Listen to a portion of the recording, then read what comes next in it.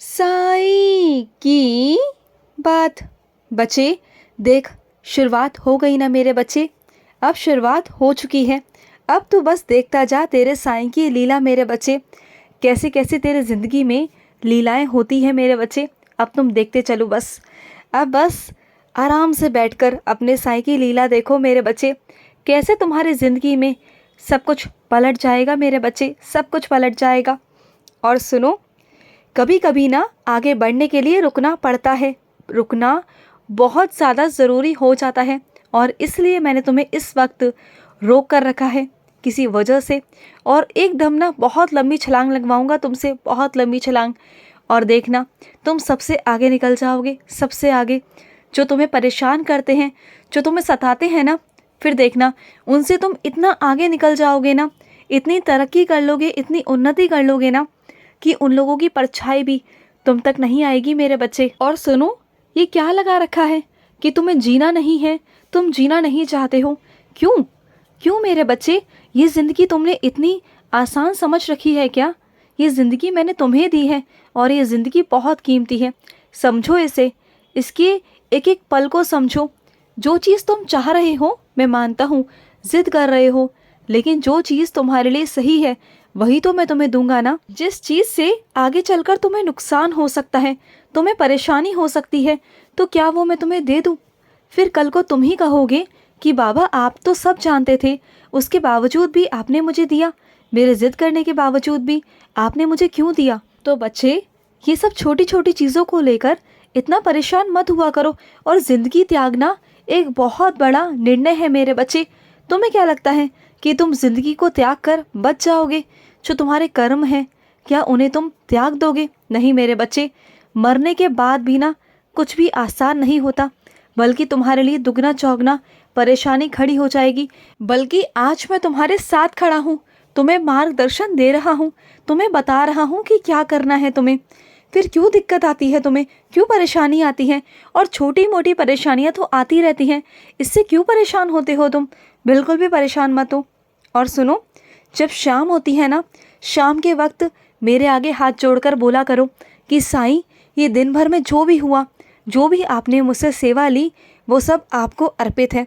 और ये बोला करो कि हे प्रभु, मैं कभी भी आपको ना भूलूं, एक मिनट भी आपको ना भूलूं। सब कुछ मैं देखता हूँ, एक बात ध्यान रखना, सब कुछ मैं देखता हूँ। एक एक चीज़ जो तुम पूरा दिन में करते हो ना, वो एक एक चीज़ पर मेरी नज़र होती है। और सुनो, जब भजन करते हो ना, तो भजन को भी इतने भाव से किया करो कि तुम सीधा मेरे बहुत करीब आ सको, सीधा तेरी और मेरी तार मिल सके मेरे बच्चे।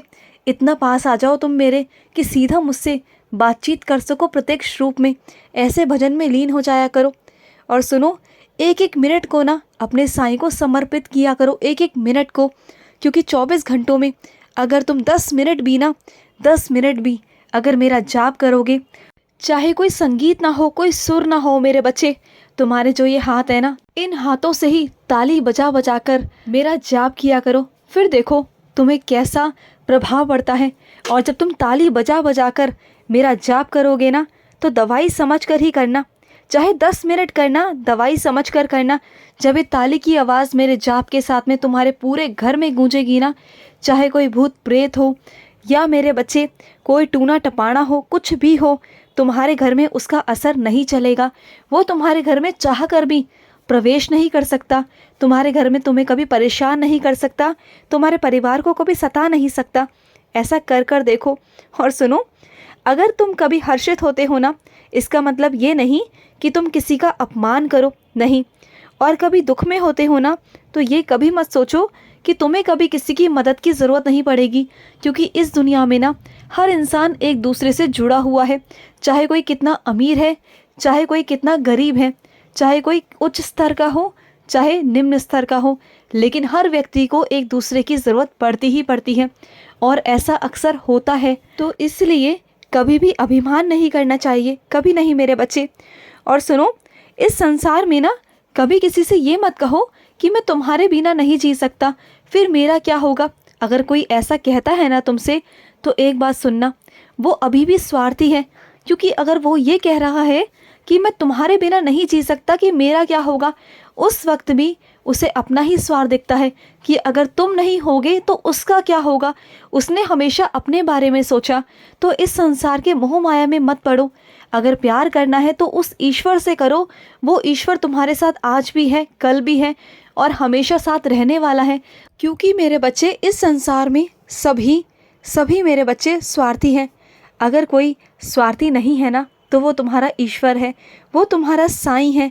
साईं साईं करके पुकारा करो बाबा को, फिर देखो साईं की लीला। और सुनो, तुम जिस बात को लेकर बहुत परेशान हो, कल से तुम्हारे मन में सोच सोच कर तुमने अपने आप को बहुत परेशान कर लिया है।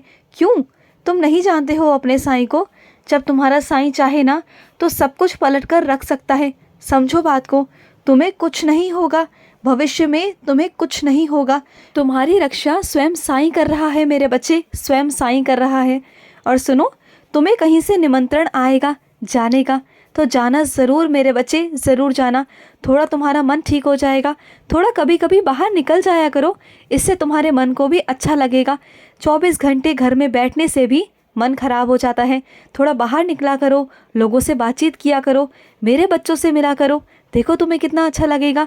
कभी मेरे मंदिर आया करो, भजन कीर्तन किया करो, चाहे किसी भी मंदिर जाओ मेरे बच्चे, ज़रूर जाया करो। और सुनो, आजकल शिव मंदिर जा रहे हो ना, तो रोज़ जाया करो मेरे बच्चे, रोज़ जाया करो। महादेव की तुम पर बहुत कृपा रहेगी मेरे बच्चे। और जब महादेव पर जल चढ़ाने जाते हो ना, तो वही जल शिव पर चढ़ा हुआ घर में लेकर आया करो, उसे सबको ग्रहण कराया करो और अपने पूरे घर में छिड़का करो। चाहो तो तुम उसमें उदी भी डाल सकते हो। तुम्हारे घर में सारी दरिद्रता दूर हो जाएगी और तुम्हारे घर में सकारात्मकता आएगी मेरे बच्चे, सकारात्मकता आएगी। और सुनो मेरे बच्चे, एक काम करना, आज रात को साईं सच्चरित्र का एक अध्याय पढ़ के सोना, जो मैं तुम्हें अपने आप बता दूंगा। अपने आप जब तुम साईं सच्चरित्र खोलोगे ना, तो वो अध्याय अपने आप तुम्हारे सामने आ जाएगा। और उसी साईं सच्चरित्र के अध्याय को आज तुम्हें बहुत ध्यान से पढ़ना है। उसमें तुम्हें कुछ संकेत मिल जाएगा। जो तुम्हारे मन में सवाल है ना, उन सभी सवालों का जवाब है उसमें। उसे ध्यान से पढ़ना। मैं तुम्हें कुछ समझाना चाहता हूँ। और सुनो, कुछ मेरे बच्चों को शिरडी का प्रसाद खाना था, तो वो मैंने अपने बच्चों तक पहुँचा दिया है। तुम्हें मन था ना कि तुम्हें शिरडी का प्रसाद खाना है, तो वो तुम तक पहुंच चुका है मेरे बच्चे। और मैं भी तो आ गया हूँ ना तुम्हारे पास। अब देखो तुम्हारे घर में साईं लीला कैसे होती है। तुम्हारा घर साईं धाम है मेरे बच्चे, वो शिरडी है अपने आप में ही। तुम्हें हर चीज़ मिलेगी, हर कमी पूरी होगी। बस तुम अपने साईं को इसी तरह से प्रेम करते रहो जिस तरीके से करते आए हो। और सुनो मेरे बच्चे, अगर कोई तुम्हारे साथ गलत व्यवहार करता है ना, तो तुम पलटकर उसके साथ गलत व्यवहार बिल्कुल मत करना। ये समझना कि वो मानसिक तनाव से गुजर रहा है, छोड़ दो उसको उसके हाल पर और तुम अपने अच्छे कर्म करो, क्योंकि तुम्हें ना अच्छे कर्म करने हैं। तुम किसके बच्चे हो? तुम साईं के बच्चे हो।